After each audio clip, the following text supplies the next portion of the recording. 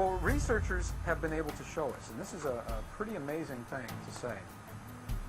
The mystery has always been, when we look at genetic codes, when we see those amino acids lined up on the double helix, what is it that determines whether the amino acids, whether the antennae are turned off or on?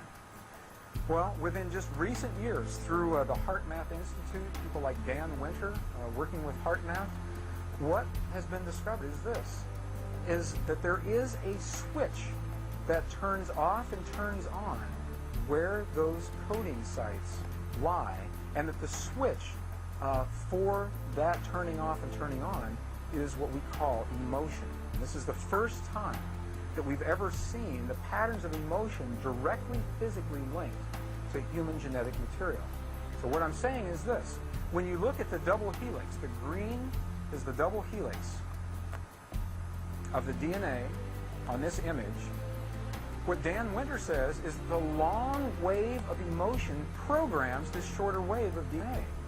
So emotion, the long wave, the long red wave of emotion, wherever this wave of emotion touches, where it crosses this double helix, is what determines where the site is that code will either be turned off or turned on. If we're going to have an antenna at this site, it will only be turned on if the wave of emotion crosses this double helix. Well, this is really interesting for us because two things. First of all, the waves of emotion, researchers have determined that you and I are primarily capable of only two emotions, many derivatives of those emotions, and two primary emotions, fear and love. Fear and love. Well, fear is a long, slow wave of emotion. So this wave of fear is a long, slow wave and touches relatively few sites on this DNA. So an individual living in fear is limited to the number of antennae that they have available to them. Whereas an individual living in the pattern of love, this is love in DNA, you can see it's a higher frequency, shorter wavelength. We have many more potential sites for coding along that genetic pattern. This information, this is amazing. This is the first time we've ever had a hard digital link between emotion and genetics. And what we're saying is this: that the way you interpret and perceive emotion in your lives directly, linearly affects and determines how your body responds genetically.